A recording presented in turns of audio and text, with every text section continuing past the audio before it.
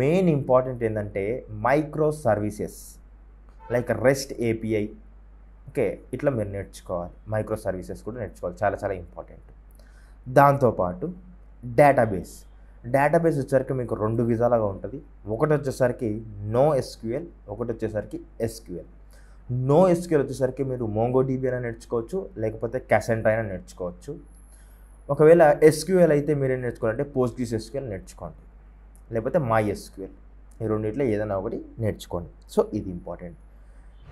Last వచ్చేసరికి ఏంటంటే ఇప్పుడు మీకు క్లౌడ్లో మీకు వచ్చేసరికి ఏడబ్ల్యూఎస్ ఉంటుంది, అజూర్ ఉంటుంది, దాంతోపాటు మీకు జీసీపీ కూడా ఉంటుంది. సో ఏడబ్ల్యూఎస్ అయినా అజూర్ అయినా నేర్చుకోండి. జీసీపీ అది అంత ఎక్కువగా యూజ్ చేయకపోయినప్పుడు కూడా ఈ రెండు అయితే మోస్ట్ పాపులర్ ఉన్నాయి కాబట్టి ఇవైతే యూజ్ చేసుకోండి. దాంతోపాటు మీకు క్యూబర్నెట్స్ మీద కూడా అండ్ డోకర్ మీద కూడా కొద్దిగా ఐడియా ఉంటే బాగుంటుంది. ఓకే, సో ఇది